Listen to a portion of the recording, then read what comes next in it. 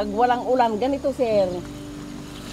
Pag yung ano na, maulan na, siyempre lubak-lubak, mai-stack yun mga tubig, maputik, gano'n. Siyempre, hindi ka naman makapatakbo ng matagal, ng madalian sir kasi lubak-lubak, may mga tubig.